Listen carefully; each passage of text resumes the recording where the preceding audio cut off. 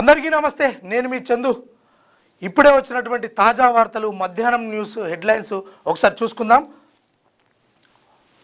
తిరుమల సమాచారం. ఉచిత దర్శనానికి 25 కంపార్ట్మెంట్లలో సర్వదర్శనానికి 12 గంటల సమయం పడుతుంది. ఇక మొత్తానికి నిన్న 74,902 మంది దర్శనం చేసుకున్నారట. స్వామివారిది తలనిలాలు సమర్పించిన వాళ్ళట 22,869 మంది భక్తులైతే తలనిలాలు అంటే గుండు చేయించుకున్నారట. అదేవిధంగా 4,05,00,000 రూపాయల ఆదాయం వచ్చేసిందట.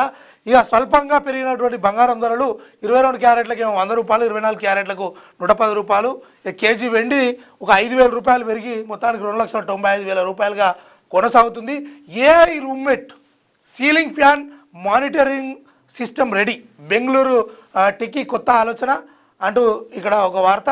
గాలి నుంచి నీరు, ఎడారిలోనూ దాహం తీర్చే అడ్వాన్స్డ్ టెక్నాలజీ రసాయన శాస్త్రవేత్త ఓమర్ యాగి ఆవిష్కరణ అంటూ ఒక వార్త. నీడై తోడై ఎగిరే గొడుగు వచ్చేసిందోచ్, ఫ్లయింగ్ డ్రోన్ అంబ్రెల్లా అంటూ ఒక వార్త ఇక్కడ. ఇక నెక్స్ట్, మా పెద్దనాన్న గొప్ప పోరాట యోధుడు, ఇంతకాలం సహకరించిన అందరికీ ధన్యవాదాలు.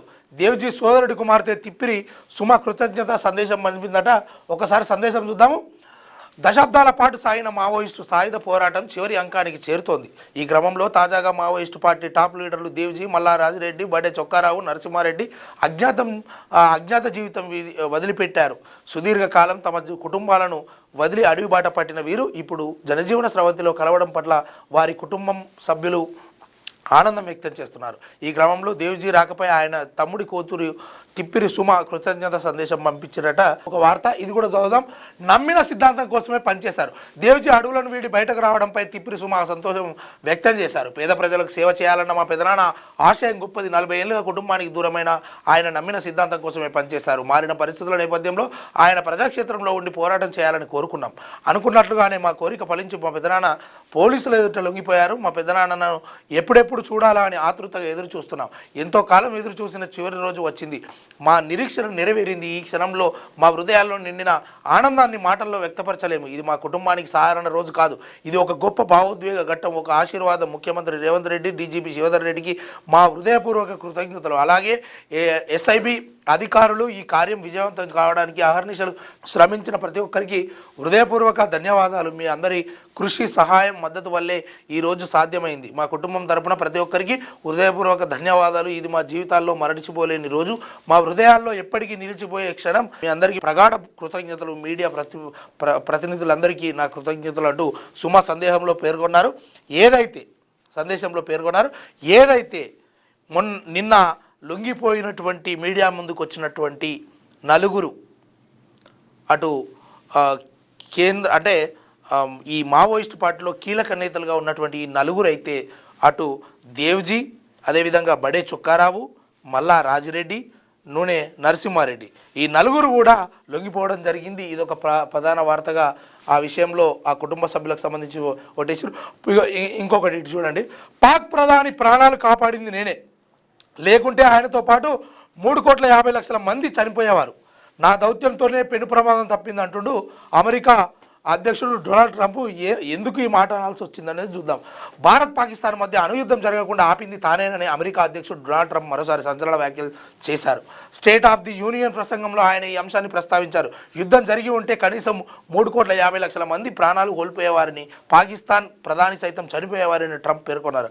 తన దౌత్యంతోనే పెను ప్రమాదం తప్పిందన్నారు. తాను 10 నెలల కాలంలోనే 8 యుద్ధాలు ఆపినట్లు వెల్లడించారు. గతేడాది మేలో పహల్గామ్ ఉగ్రదాడి తర్వాత భారత్ పాక్ సరిహద్దుల్లో ఉద్రిక్త పరిస్థితులు నెలకొన్న విషయం అందరికీ తెలిసిందే.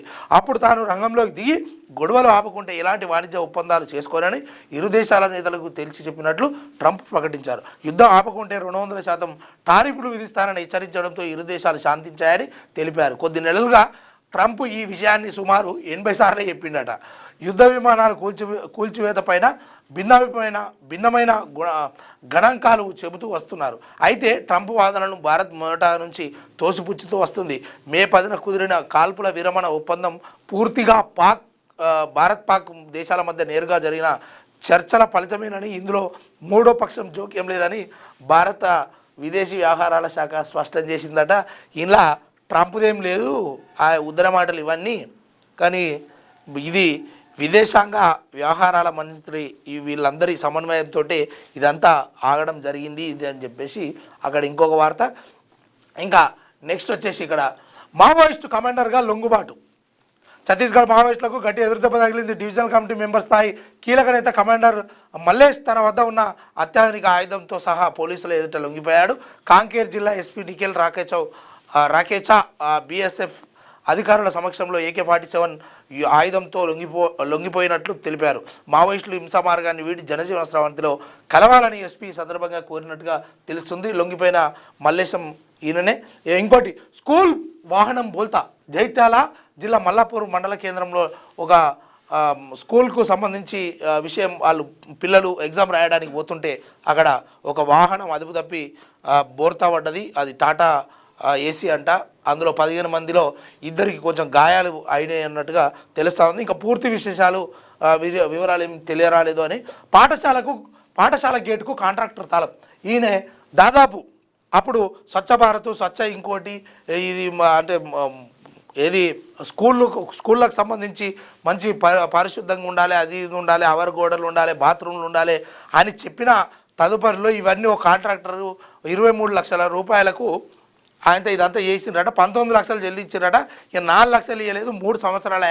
ఎన్నిసార్లు మీ చుట్టూ తిరగాలి, సపరేట్గా నేను పనిచేసిన కానీ తాళం వేస్తా అని స్కూల్కు తాళం వేసిరట. ఇక వీళ్ళు ఎవరు స్కూల్ విద్యార్థులు ఆ పాఠశాలకు వచ్చినటువంటి ఉపాధ్యాయులు కూడా అంతా బయటనే కూర్చున్నారట.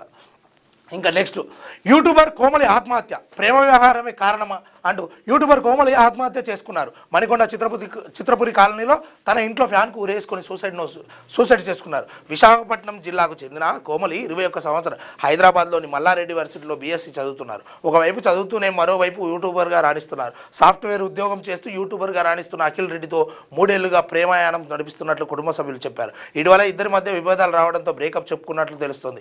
అఖిల్ని మర్చిపోలేక ఆమె తాజాగా ఫోన్ చేయగా ఇద్దరి మధ్య మరోసారి వాగ్వాదం జరిగిందని సమాచారం. ఈ క్రమంలో మనస్తాపానికి గురైన కోమలి చిత్రపురి కాలనీలో తన ఇంట్లో ఫ్యాన్కు జీరతో ఉరేసుకొని బలమరణానికి పాల్పడింది. స్థానికుల ఫిర్యాదు మేరకు రాయదుర్గం పోలీస్ స్టేషన్లో పోలీసులు ఘటనా స్థలాన్ని పరిశీలించారు. మృతదేహాన్ని పోస్టుమార్టం నిమిత్తం ఉస్మానియా ఆసుపత్రికి తరలించారు.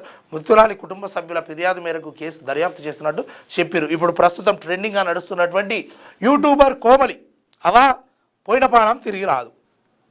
వాడిని నువ్వు ప్రేమిస్తుంది, వాడు ఒప్పుకోకపాయ గిదా గిందుకోసమేనా మీ అబ్బాయి నిన్ను హైదరాబాద్ పంపించింది, నేను కన్నది.